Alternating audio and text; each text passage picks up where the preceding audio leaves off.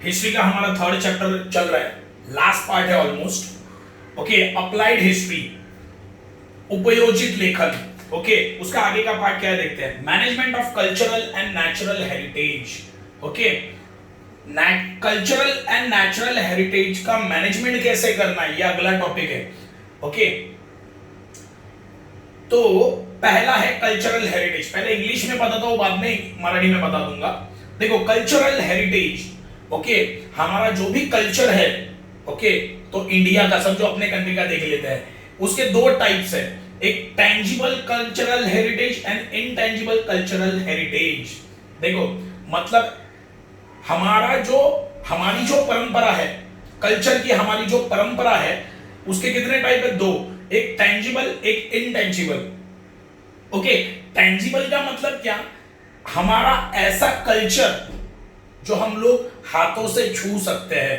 Tangible का meaning क्या है, हमारा ऐसा कल्चर, मतलब ऐसी चीजें, कल्चर से रिलेटेड ऐसी चीजें जिसको हम लोग हाथों से छू सकते हैं। इनटेंजिबल का मीनिंग क्या है, इनटेंजिबल का मीनिंग है ऐसी चीजें हम लोग छू तो नहीं सकते, लेकिन वो हमारा कल्चर है, लेकिन वो हमारा कल्चर है। ओके, पहले टेंजिबल में क्या आता है वो देखते हैं। देखो, एंशियंट साइट्स आती है, हड़प्पा है ना, हड़प्पा एक एंशियंट साइट है, इंडिया में पाया गया है ना हड़प्पा ट्रेडिशन, तो वो पूरा का पूरा गांव हमें मिला है, तो हम लोग उसे छू सकते हैं। उसके बाद बिल्डिंग्स है ना, उसके बाद आर्टफैक्ट्स। आर्टफैक्ट्स मतलब क्या, हाथों से बनाए गए ऑब्जेक्ट्स, छुरा, ओके, भाला, तो उसे बोलेंगे आर्टफैक्ट्स। मैन्युस्क्रिप्ट्स, ओके, पुराने जमाने में, मतलब एंशियंट टाइम में लिखी गई चीजें। स्कल्पचर्स, मूर्तियां एंड पेंटिंग्स, है ना, ये किस में आता है, टेंजिबल में आता है, जो हम लोग छू सकते हैं। इनटेंजिबल में क्या आता है देखते हैं। देखो, इनटेंजिबल में आता है oral traditions and their languages,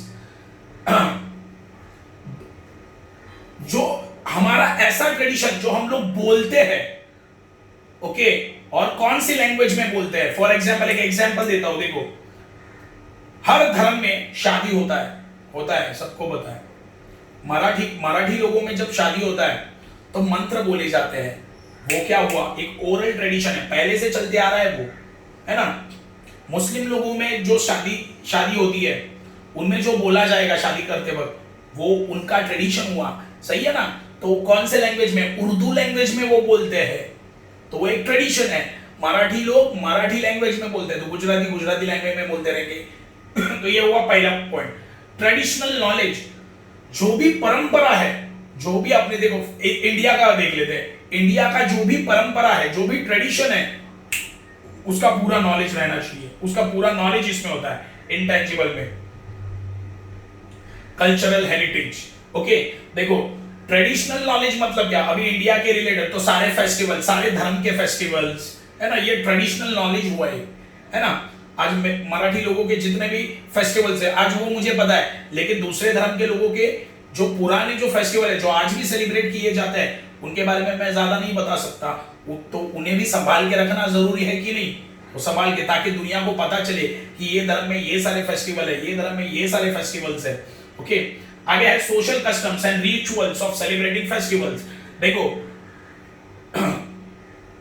India में लोग कौन से सोशल कस्टम को फॉलो करते हैं, मतलब कौन सी चीजों को फॉलो करते हैं, फेस्टिवल कैसे मनाते हैं, ओके, पूजा पाठ कैसे करते हैं, भगवान को मानते हैं। ओके, अगर नवरात्रि आई तो 9 दिन देवी की पूजा की जाती है, गणपति आए तो 11 दिन उसे रखा जाता है, फिर उसे समंदर में क्या किया जाता है, अर्पण किया जाता है। तो ये क्या हुआ, एक कस्टम है हमारा, कस्टम मतलब जिसे हम लोग फॉलो करते हैं। हर साल दिवाली आती है, 4 दिन की दिवाली होती है, वो सेलिब्रेट हम लोग करते हैं। होली होती है ना, होली कैसे सेलिब्रेट करते हैं, by using colours, different colours. तो ये हमारा कस्टम है, ये हमारा तरीका है, वो तरीके को संभाल के रखने की जरूरत है। देखो, style of performing art, okay, कोई भी आर्ट है उसे कैसे परफॉर्म करना है, उसका भी जतन किया जाता है। फॉर एग्जांपल, अभी तुम लोगों को एक एग्जांपल देता हूं, देखो, ये कथकली है ना, भरतनाट्यम, आज ये जो आर्ट फॉर्म्स है, डांस के आर्ट फॉर्म्स है, सही है, आज वो ज्यादा दिखाई नहीं देते, है ना। ये आज ज्यादा करके क्या, हिप हॉप, फिर वेस्टर्न, ये सारी चीजों का ट्रेंड चल रहा है, सारे बच्चे यही सीख रहे हैं, लेकिन कोई भरतनाट्यम नहीं कर रहा। ये तो इंडियन डांस फॉर्म है, ओके, कथकली नहीं कर रहा है, इंडियन डांस फॉर्म है, तो इसे भी किसके अंडर संभाल के रखा जाता है, कल्चरल हेरिटेज के अंडर संभाल के रखा जाता है, मतलब वो आर्ट को जिंदा रखना है। ओके, फिर communities groups who represent such tradition customs and skills, ऐसे कम्युनिटीज जो ये जो कस्टम है इसे फॉलो करते रहे, उनको भी, मतलब ऐसे लोग जिनका पॉपुलेशन बहुत ज्यादा कम है, मतलब धीरे धीरे कम हो रहा है, तो उनको भी संभाल के रखना जरूरी है, जिनको सारे कस्टम के बारे में पता है, फॉर एग्जांपल इंडिया के सारे ट्रेडिशन के बारे में जिनको पता है, वो लोगों को भी संभाल के रखने की जरूरत है। तो ये हुआ टेंजिबल और इनटेंजिबल। बघा, सांस्कृतिक आणि नैसर्गिक वारसा सांभाळून ठेवण्याची गरज आहे, बरोबर आहे। तर पहिला आहे सांस्कृतिक वारसा। ओके, याचे दोन प्रकार आहेत, एक मूर्त सांस्कृतिक वारसा, एक अमूर्त सांस्कृतिक वारसा। बघा, मूर्त सांस्कृतिक वारसा जो आहे म्हणजे काय, मूर्त म्हणजे काय, ज्याला आपण हात लावू शकतो अशा गोष्टी। ओके, मग त्याच्यामध्ये काय काय येतं, हाताने बनवलेल्या जुन्या म्हणजे अश्मयुगामध्ये बनवलेल्या बसवलेली शहर, बरोबर आहे, उदाहरणार्थ हडप्पा, त्यानंतर हाताने बनवलेल्या वस्तू, उदाहरणार्थ चाकू, भाला, परत लेख, प्राचीन लेख, जुन्या काळचे लिहिलेले गेलेले लेख, परत मूर्त्या, चित्रकला, हे सगळं जपून ठेवण्याची गरज आहे। इनटँजिबल म्हणजे अमूर्त सांस्कृतिक वारसा। बघा, जी आपली भारतीय संस्कृती आहे पण त्याला आपण हात नाही लावू शकत, टच नाही करू शकत, कोणत्या आहेत त्या, मौखिक, आपली मौखिक संस्कृती म्हणजे बोलून जी संस्कृती पहिल्यापासून चालत आलेली आहे, बोलून, उदाहरणार्थ बघा, देवाची पूजा करतो, देवाच्या आरत्या करतो आपण, ह्या परंपरा आहे, ती पहिल्यापासून चालत आलेलं आहे ते, बरोबर आहे। कोणत्या भाषेत आहे, आपण मराठी भाषेत बोलतो, मुस्लिम लोक उर्दू भाषेत बोलणार आहे ना, हे काय झालं, मौखिक संस्कृती झाली ही प्रत्येक धर्माची।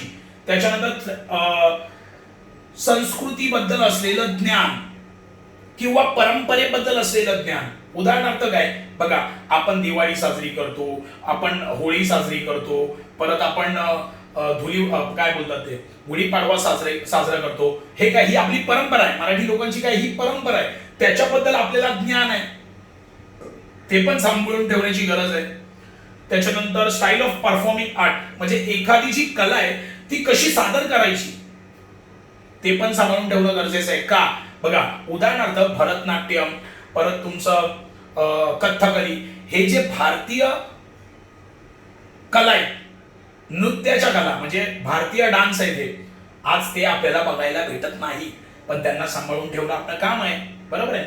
तेच आहे सर्टन ट्रेडिशनल स्किल्स म्हणजे काही गोष्टींचं स्किल्स म्हणजे आपल्या संस्कृतीमध्ये केली जाणारी कामं, ती पण जतन करणं गरजेचं आहे। बघा, उदाहरणार्थ एक हिंदू लोकांचा एक सांगतो, एक परंपरा आहे हिंदू लोकांमध्ये, काय होतं की माणूस मेल्यानंतर हिंदू संस्कृतीमध्ये त्याला जाळलं जातं, पण आता एक नवीन पद्धत आलेली आहे, इलेक्ट्रॉनिक मशीन मध्ये मृतदेह टाकला जातो, पूर्ण तो एक मिनिटात पूर्ण भस्म होतो, म्हणजे पूर्ण जाळून, पण ते आपण जतन करून ठेवलं पाहिजे। मृतदेह आपण कसा, ती आपली परंपरा आहे, आपण जाळत येतो मृतदेह, तर ही काही पद्धत आहे, तिला पण जपून ठेवलं पाहिजे आपण। ओके, आगे है natural heritage. The concept of natural heritage gives importance to the thought of biodiversity. It includes the following thing. देखो, नेचुरल हेरिटेज मतलब क्या, पहले तो वो देखते हैं। देखो, आज दुनिया में अलग अलग तरह के एनिमल्स हैं, अलग अलग तरह के प्लांट्स हैं, बराबर है। कुछ एनिमल्स ऐसे हैं जिनका पॉपुलेशन कम हो रहा है, एग्जाम्पल टाइगर, फिर जायंट पांडा, है ना, पांडा तो बहुत सारी लड़कियों को तो बहुत पसंद होता है, लेकिन उनको ये पता है कि आज अर्थ पर पांडा ऑलमोस्ट 1000-2000 होंगे, मतलब उनका पॉपुलेशन क्या हो रहा है, कम हो रहा है। टाइगर्स का पॉपुलेशन भी वर्ल्ड में बहुत ज्यादा कम हो रहा है। बहुत सारे ऐसे प्लांट्स हैं जिनका भी पॉपुलेशन कम हो रहा है, तो हमें उनको संभाल के रखने की जरूरत है कि नहीं। संभाल के रखने की उसकी जरूरत है। तो वो किस में आएगा? वो आएगा नेचुरल हेरिटेज में। नेचुरल हेरिटेज में क्या होगा? ऐसे एनिमल्स जिनका पॉपुलेशन कम हो रहा है, ऐसे प्लांट्स जिनका पॉपुलेशन कम हो रहा है, उनको संभाल के रखा जाता है। ओके, उनको अर्थ के ऊपर से खत्म नहीं होने देना चाहते हम लोग। इकोलॉजी देखो यहाँ पे लिखा है फौना फ्लोरा। देखो फौना मतलब एनिमल्स, फ्लोरा मतलब तुम्हारे plants. Ecology and geographic characteristic which is crucial for sustaining the flora and fauna of the particular region। देखो देखो ये जो नेचुरल हेरिटेज जो होता है, देखो फॉर एग्जांपल जो क्लाइमेटिक कंडीशन है या ज्योग्राफिकल स्ट्रक्चर है। ओके, देखो फॉर एग्जांपल अगर मैं टाइगर को बर्फ वाले मतलब फॉर एग्जांपल जहां पे बर्फ ज्यादा गिरता है वहां पे लेके जाऊं तो वो जिंदा रहेगा क्या? नहीं रहेगा। ओके, तो वो ज्योग्राफिकल जो कंडीशन है वो वही ज्योग्राफिकल कंडीशन हमें आज संभाल के रखनी चाहिए ताकि वो एनवायरनमेंट में एनिमल्स और प्लांट्स जिंदा रहे। समझे मैं क्या बोल रहा हूं? मतलब नेचुरल हेरिटेज में क्या क्या आता है? ज्योग्राफिकल जो स्ट्रक्चर है उसे चेंज नहीं होने देना है हमें। फॉर एग्जाम्पल अगर मेरे पास टाइगर है तो उसको कौन सा ज्योग्राफिकल कंडीशन लेगा, उसको कौन सा एनवायरनमेंट लगेगा, उसका भी देखभाल मुझे करना पड़ेगा, तब वो टाइगर जिंदा रहेगा, कोई प्लांट जिंदा रहेगा, है ना? सही है। अगर मैं टाइगर को लेके जाके बर्फ वाली जगह पे लेके जाऊं तो मर जाएगा वो बेचारा। सही है कि नहीं? तो मुझे ये सारी चीजें मुझे देखनी है अच्छे से। ओके, तो इसका मुझे संभाल के मतलब ज्योग्राफिकल कंडीशन को मुझे संभाल के रखना है। हमारे अर्थ पर जो भी एनवायरनमेंट है उसको संभाल के रखना है, उसके ऊपर जो एनिमल्स प्लांट्स है उसको भी संभाल के रखना है। ये सारी चीजें किसमें आती है? नेचुरल हेरिटेज में आती है। Okay, it is essential for the benefit of future generation to preserve our heritage.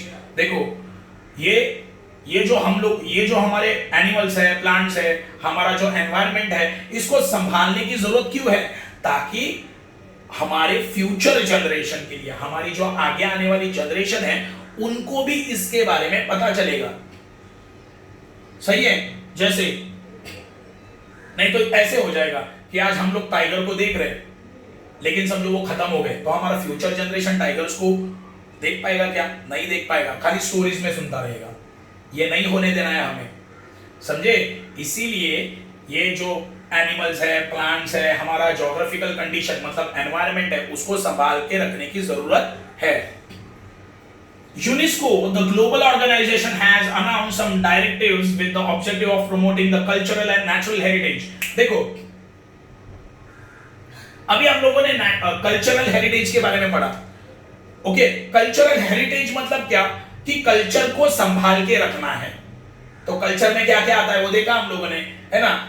बहुत सारे मैन्युस्क्रिप्ट्स आते हैं, मतलब पुराने लेख, लिखी हुई चीजें एंशिएंट टाइम में। फिर समझो ताजमहल है, पुराने जमाने का है, संभालने की जरूरत है ना? कुतुब मीनार है, संभालने की जरूरत है। बहुत सारी मूर्तियां है, उनको संभालने की जरूरत है ना? फिर लोगों का जो ट्रेडिशन है, क्या फॉलो करते हैं लोग, फेस्टिवल कौन से मनाते हैं, ये सारी चीजें संभाल के रखने की जरूरत है। तो ये कौन करता है? ऐसी एक ऑर्गेनाइजेशन है, वर्ल्ड ऑर्गेनाइजेशन, उसका नाम है यूनेस्को। यूनेस्को क्या करता है? Natural heritage and cultural heritage के ऊपर काम करता है। ये एक ऑर्गेनाइजेशन है। ये ऑर्गेनाइजेशन क्या करता है? ये सारी चीजों को संभालने का काम करता है। Okay, on the basis of those directive, list of sites and tradition are declared as a world heritage। ये यूनेस्को ने एक लिस्ट डिक्लेयर किया है जिसको संभालने की जरूरत सबसे ज्यादा है। ओके, देखो यूनेस्को एक वर्ल्ड ऑर्गेनाइजेशन है। यूनेस्को एक वर्ल्ड ऑर्गेनाइजेशन है जो यही नेचुरल और कल्चरल हेरिटेज को संभाल के रखने की कोशिश करती है। ओके, मतलब ट्रेडिशन को संभाल के रखने की जरूरत है। तो ये काम कौन करेगा? यूनेस्को। ओके, जो एंशिएंट टाइम के चीजें हैं, फॉर एग्जांपल ताजमहल है, कुतुब मीनार, संभाल के रखने की जरूरत है, तो उसकी देखभाल का काम कौन कर रहा है? यूनेस्को। ओके, ये वर्ल्ड ऑर्गेनाइजेशन है। अभी हमारा जो प्लांट्स है, एनिमल्स है, जो खत्म हो रहे हैं अर्थ के ऊपर से, उनको संभालने का काम कौन कर रहा है? यूनेस्को। तो ये यूनेस्को ने एक लिस्ट ये किया है, वर्ल्ड को दिया है। वो वर्ल्ड की लिस्ट में उसने कुछ साइट्स के बारे में बताया, मतलब यूनेस्को ने बताया ये कुछ चीजें ऐसी हैं जिनको बहुत ज्यादा संभालने की जरूरत है, नहीं तो आगे जाके वो खत्म हो जाएंगी। तो ऐसे कुछ साइट्स हैं उनके बारे में दिया है, वो कौन से देखो। The list of UNESCO world natural heritage now include western Ghats, अपने इंडिया का जो वेस्टर्न घाट्स है ना वो इसमें आता है। फिर Kaas plateau in the district Satara, Satara में एक कास प्लाटू है। ओके, मतलब देखो इंडिया की कौन सी चीजें हैं जिनको बहुत ज्यादा हमें संभालने की जरूरत है, नहीं तो आगे जाके वो खत्म हो जाएंगी। ये किसने बताया हमें? यूनेस्को ने बताया। कौन सी? देखो वेस्टर्न घाट है एंड सातारा में क्या आता है? कास प्लाटू। समझे? बघा मराठीत सांगायचं झालं तर नॅचरल हेरिटेज म्हणजे नैसर्गिक वारसा। नैसर्गिक वारसा म्हणजे काय? बघा आपल्या पृथ्वीवर खूप असे प्राणी आहेत ज्यांची संख्या कमी होत चाललेली आहे। खूप साऱ्या वनस्पती आहेत ज्यांची संख्या खूप जास्त कमी होत चाललेली आहे। पर्यावरणामध्ये पण बदल होत गेलेले आहेत, बरोबर आहे। तर नैसर्गिक वारसामध्ये काय होतं, आपल्याला या सगळ्या गोष्टींना सांभाळून ठेवायची गरज आहे, बरोबर आहे। म्हणजे जे प्राणी आज पृथ्वीवरून नाहीसे होत चालले किंवा त्यांची संख्या कमी होत चाललेली आहे, उदाहरणार्थ वाघ, संख्या कमी होत चाललेली आहे, तर वाघाला सांभाळून ठेवणं महत्त्वाचं आहे। का? आपल्या पुढच्या पिढींना ते बघायला नाही भेटणार। वनस्पती आहेत ज्या पृथ्वीवरून नाहीशा होत चाललेल्या आहेत, त्या वनस्पतींना पण सांभाळून ठेवायची गरज आहे। का? कारण त्या आपल्या पुढच्या पिढीला बघायला नाही भेटणार, म्हणून आपल्याला ते सांभाळून ठेवणं गरजेचं आहे। आता युनेस्को सारखी एक जागतिक संस्था, बरोबर आहे, युनेस्को एक संस्था आहे, तिचं काम आहे की जगामध्ये कोणत्या अशा गोष्टी आहेत ज्यांना जास्त सांभाळण्याची गरज आहे, नाही सांभाळलं तर त्या नाहीशा होऊन जातील पृथ्वीवरून, बरोबर आहे। त्याच्यामध्ये आपल्या भारताचा पश्चिम घाट येतो, प्लस सातारा या जिल्ह्यामध्ये कास प्लाटू, बरोबर आहे, ही जागा आहे, तिला पण सांभाळून ठेवण्याची आपल्याला गरज आहे। पुढे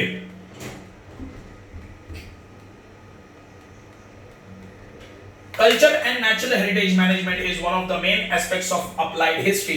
देखो ये हमारा कल्चर एंड नेचुरल हेरिटेज, ये जो हम लोगों ने अभी सीखा है, okay, culture and natural heritage, ये हमारे अप्लाइड हिस्ट्री का सबसे इंपॉर्टेंट पार्ट है। ओके, अप्लाइड हिस्ट्री का सबसे इंपॉर्टेंट पार्ट कौन सा है? अभी सीखा हम लोगों ने, कल्चर एंड नेचुरल हेरिटेज। आगे, the work of conservation and preservation of the culture heritage fall under the jurisdiction of the Archaeology Survey of India and India State Department of Archaeology। देखो हमारा जो कल्चर है, हमारे India का जो culture है, उसे हमें संभाल के रखना है। ओके, हमारे इंडिया के कल्चर को हमें संभाल के रखना है। तो इंडिया में ऐसी कौन सी ऑर्गेनाइजेशंस है जो ये काम कर रही है? दो ऑर्गेनाइजेशंस है। कौन सी है वो? जुडिक्शन of the archaeology survey of India and India state department of archaeology. ये दो ऐसे डिपार्टमेंट है इंडिया के, ऐसे दो डिपार्टमेंट्स है ये अपने इंडिया के, जो अपने कल्चरल हेरिटेज को संभालने का काम करते हैं। कल्चरल हेरिटेज में क्या आता है? मूर्तियां आती है, ओके, मैन्युस्क्रिप्ट्स आती है। मैन्युस्क्रिप्ट्स मतलब क्या? एंशिएंट टाइम में लिखे गए लेख, ओके, बुक्स, फिर पेंटिंग्स आती है। ये सारे संभालने का मतलब पुराने जमाने में जो चीजें अवेलेबल थी उनको संभालने का काम आज कौन कर रहा है? ये ऑर्गेनाइजेशंस कर रहे हैं। ओके, बिसाइड्स इंटेक, देखो और कौन सी ऑर्गेनाइजेशन है? इंटेक। ओके, ये इसका फुल फॉर्म दिया है, Indian national trust for art and culture heritage. Intake एक ऐसा ऑर्गेनाइजेशन है जो कल्चरल हेरिटेज को संभालने का काम करता है। Okay, is actively working in this field. The work of conservation and preservation of culture and natural heritage require participation of experts from various fields. Okay? ठीक है, चलो, ये ऑर्गेनाइजेशंस जो है वो क्या करती है? अपने कल्चर को, अपने नेचुरल हेरिटेज को संभालने का काम कौन करती है? ये मतलब इन शॉर्ट क्या करेंगी? जो पुराने जमाने की चीजें हैं उन्हें संभाल के रखना, जो एनिमल्स गायब हो रहे हैं अर्थ पे से उनको संभाल के रखना, ये ऑर्गेनाइजेशन वो काम करती है, उनको संभाल के रखने का काम ये ऑर्गेनाइजेशन करती है। लेकिन ये करने के लिए उनको लोगों की भी मदद की जरूरत है, सही है ना। वो अकेले कर पाएंगे क्या? नहीं। फॉर एग्जाम्पल, अगर मेरा ऑर्गेनाइजेशन मुंबई में है और समझो ताजमहल दिल्ली में है तो मैं बार बार जाके वहां पे काम नहीं कर सकता। तो वहां के लोकल पीपल ने भी, वो वहां पे रहने वाले जो लोकल लोग हैं, उन्होंने भी मेरा साथ देना चाहिए ताजमहल को बचाने के लिए, सही है ना। तो लोगों का पार्टिसिपेशन भी इसमें बहुत ज्यादा इंपॉर्टेंट है।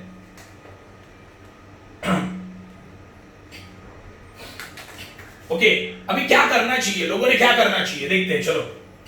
तो operation necessary for the conservation, preservation and development of the heritage site can be handled without causing any change in its original state.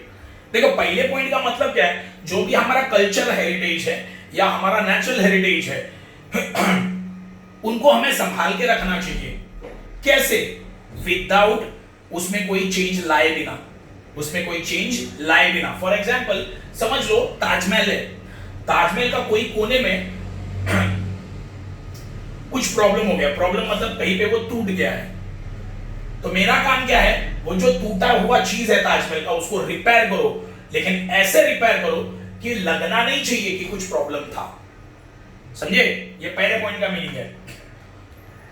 The local social structure and psychological of the local people challenges faced by them in the present situation and their expectation can be surveyed in detail. The local social structure and psychology of the local people challenges faced by them. देखो, आज लोगों को problems क्या हो रहे हैं और उनके एक्सपेक्टेशन क्या है।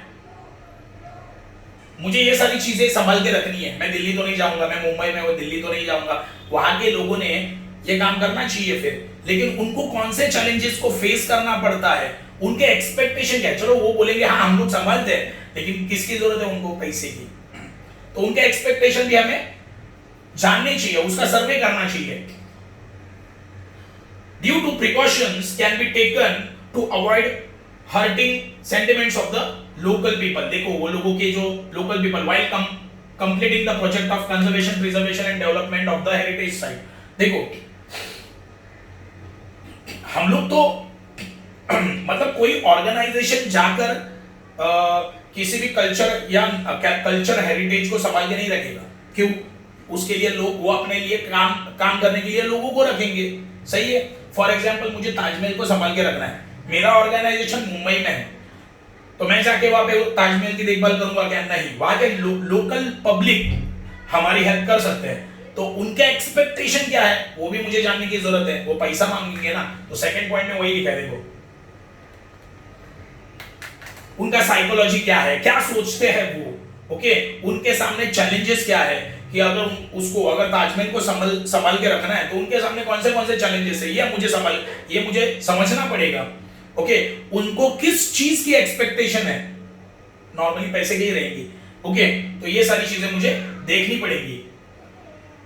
चीजों को संभाल के रखते वक्त किसी भी इंसान को हम लोग हर्ट नहीं करना चाहिए, ये यही बोल रहा है। ये प्रिकॉशंस हमें मतलब अगर कोई इंसान, अगर कोई ग्रुप है, अगर मैं मुंबई में हूं समझो, और कोई ग्रुप ताजमहल की देखभाल कर रहा है, तो मेरा काम क्या है, वो लोग हर्ट नहीं होना चाहिए, दुखी नहीं करना चाहिए मैं उनको। मतलब अगर मैं नेचुरल और कल्चरल हेरिटेज को संभाल के रखने की कोशिश कर रहा हूं, तो मेरे साथ जो काम कर रहे हैं लोग, उनको मैं हर्ट नहीं कर सकता, दुखी नहीं कर सकता। Participation of local people in the project can be facilitated, है ना, मैंने बोला अभी, मैं जा नहीं सकता दिल्ली, लेकिन वहां के लोकल पब्लिक मेरी हेल्प कर सकते हैं। Systematic plan can be designed to employ the local skill in creative way and create better opportunity for livelihood. देखो, उल्टा देखो, मुझे पूरा नॉलेज होगा कि देखो ताजमहल है, फॉर एग्जांपल ताजमहल है, ताजमहल को मैं कैसे संभाल के रख सकता हूं बहुत सालों तक, उसका नॉलेज मुझे है, लेकिन लोकल पब्लिक को उसका नॉलेज है क्या? नहीं। लेकिन मैं उनको काम पे रखना चाहता हूं, तो मैं क्या करूंगा, वो पब्लिक को पूरा स्किल सिखा दूंगा कि क्या कैसे काम करना है, ये प्रॉब्लम आया तो कैसे करना है, कैसे संभाल के रखना है पूरे ताजमहल को, ये सारा का सारा प्लान मैं उन्हें दूंगा, ओके। उन्हें सिखाऊंगा वो स्किल्स, और इनसे उन्हें क्या मिलेगा? पैसा, जिंदा रह सकेंगे वो लोग, समझे? याद अलग, ओके।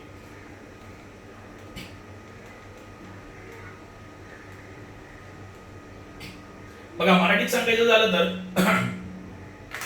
भारतामध्ये खूप साऱ्या अशा संस्था आहेत, ओके, आपलं सरकार आहे जे आपला नैसर्गिक वारसा आणि सांस्कृतिक वारसाला जतन करण्याचं काम करतात आहेत, म्हणजे सांभाळून ठेवण्याचं काम करतात आहेत. म्हणजे जशा जुन्या काळातल्या वस्तू, परत प्राणी, वनस्पती यांना सांभाळून ठेवण्याचं काम करतात आहे सरकार. असे कोणत्या दोन संस्था आहेत बघा, त्या संस्था आहेत jurisdiction of archaeological survey of India, ही एक संस्था आहे, आणि India state department of archaeology ही दुसरी आहे. या दोन संस्था आहेत ज्या जतन करण्याचं काम करतात, म्हणजे सांभाळून ठेवण्याचं काम करतात. आणखी एक संस्था आहे इंटॅक्ट म्हणून आहे, ओके. हे लोक, या संस्था काय करतात, या संस्था आपल्या सांस्कृतिक वारसा आणि नैसर्गिक वारसा सांभाळून ठेवण्याचं काम करतात. सांस्कृतिक वारसा आणि नैसर्गिक वारसा आताच शिकलो आपण. सांस्कृतिक वारसामध्ये काय येतं, आपल्या बोली भाषा येतात, आपले सण येतात, बरोबर आहे, पुराण्या जमान्यातल्या वस्तू येतात. नैसर्गिक वारसामध्ये काय येतं, वनस्पती येतात, प्राणी येतात. तर हे सगळं सांभाळून ठेवण्याचं काम काय कोण करतं, या दोन संस्था करतात. आता मला सांगा, त्या संस्था स्वतः जाऊन काम करणार का, नाही, त्यांना माणसं लागणार काम करायला, बरोबर आहे. मग माणसांची आवश्यकता असते सांभाळून ठेवण्यासाठी गोष्टींना. मग त्यासाठी त्यांनी काही माहिती दिली आहे की कसं केलं जातं ते. पहिलं आहे, एखादी गोष्ट जर मला सांभाळून ठेवायची असेल, एखादा नैसर्गिक किंवा सांस्कृतिक वारसा मला सांभाळून ठेवायचा असेल, तर त्याच्यामध्ये काही बदल होऊन नाही द्यायचा आपल्याला. उदाहरणार्थ समजा ताजमहल आहे, दिल्लीला आहे, बरोबर आहे, आग्रा. तर ताजमहल मध्ये जर काही प्रॉब्लेम झाला, समजा भिंत कुठेतरी फुटली आहे, बरोबर आहे, तर मी काय करणार, लोक काय करणार, ती भिंत, तुटलेली भिंत रिपेअर करणार, नीट करणार. पण कशी, अशी नीट करणार की जणू काही पहिलं त्याला काही झालंच नाही. समजलं का? हा पहिला मुद्दा आहे. दुसरा मुद्दा आहे, ठीक आहे, मी इथे मुंबई, माझी संस्था आहे, मी मुंबईत आहे आणि मला सांभाळायचंय समजा ताजमहल, तर मी स्वतः जाऊन तिथे काम करणार का, नाही, मी तिकडच्या लोकल पब्लिकला ते काम करायला सांगणार, बरोबर आहे. मग त्यावेळी त्या लोकांना काय अडचणी येतील ते मला बघावं लागेल, बरोबर आहे. परत त्यांना कशाची गरज आहे ते पण मला बघावं लागेल, बरोबर आहे. त्यानंतर ती लोक माझ्यासाठी काम करत आहेत, बरोबर आहे, तर त्यांना मी दुःखी करायचं नाही. हा तिसरा मुद्दा आहे.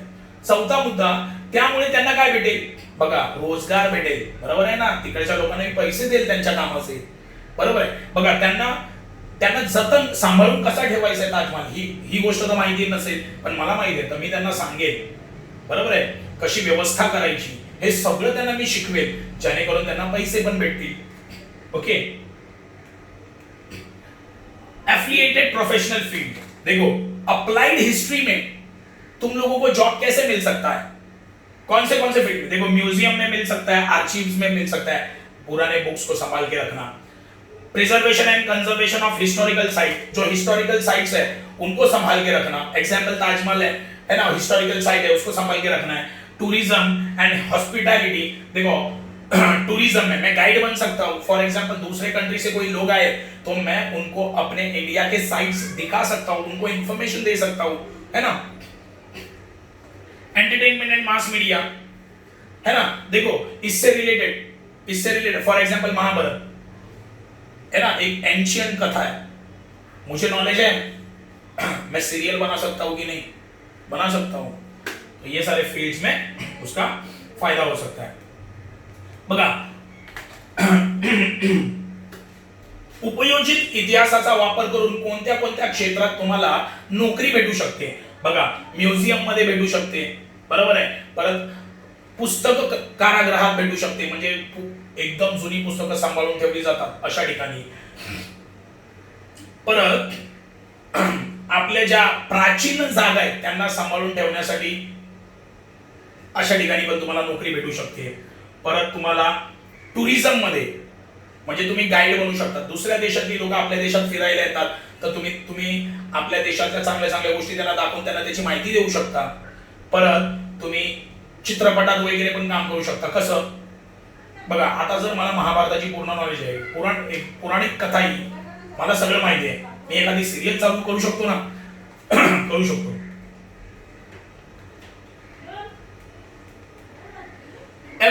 mentioned here required expert personnel with specialized skill. देखो ये जो हम लोगों ने फील्ड देखे, म्यूजियम देखा, आर्चिव्स देखा, है ना, ये जितने भी सारे फील्ड्स हैं इसमें एक्सपर्ट की जरूरत होती है. फॉर एग्जांपल अगर मुझे महाभारत ये सीरियल बनाना है तो मुझे महाभारत के बारे में ईच एंड एवरी चीज के बारे में पता रहना जरूरी है. मतलब मैं कौन बन गया? एक्सपर्ट. तो सारे फील्ड्स में, मतलब जितने भी फील्ड मैंने बोला, अभी म्यूजियम बोला, आर्चिव्स बोला, एंटरटेनमेंट एंड मास मीडिया बोला, ये सारे फील्ड्स में एक्सपर्ट की जरूरत होती है. एक्सपर्ट मतलब उसको सब पता रहना चाहिए. For example architect, engineer, historians, archaeologist, museum curator, sociologist, archive management professionals, legal expert, skilled photographer, etc. देखो ये सारे पोस्ट है. ओके, फॉर एग्जांपल अगर मुझे कोई मशीन बनाना है तो एक्सपर्ट कौन चाहिए? इलेक्ट्रॉनिक इंजीनियर, सही है, या इलेक्ट्रिकल इंजीनियर, बराबर है. अगर मुझे कोई घर बनाना है तो कौन लगेगा? Specialist, architecture. तो ऐसे ये सारे फील्ड्स ये पोस्ट है सारे. आर्किटेक्ट किसे बोलेंगे? जो घर वगैरह का कंस्ट्रक्शन करता है. ओके, इंजीनियर किसे बोलेंगे? जो इंजीनियरिंग का काम करता है. ये पोस्ट है. ओके, ये सारे पोस्ट के बारे में दिया है. Of course this is just a representative list. मतलब क्या, वही बोला ना, ये पोस्ट है जिस पोस्ट पे लोग जाके काम करेंगे. ओके, मैं आर्किटेक्ट हूं, मैं क्या बनाऊंगा? घर. तो आर्किटेक्ट क्या बन गया? एक पोस्ट है. The help of expert from many more field is required, है ना. सारी फील्ड्स में एक्सपर्ट की जरूरत होती है. This expert need to have adequate knowledge of the ancient site. देखो ये सारे जो एक्सपर्ट है इनको अपने फील्ड के बारे में नॉलेज रहना चाहिए. फॉर एग्जांपल अगर मैं इंजीनियर हूं तो मुझे इंजीनियरिंग का नॉलेज चाहिए. अगर मैं आर्किटेक्ट हूं तो मुझे आर्किटेक्ट का नॉलेज होना चाहिए.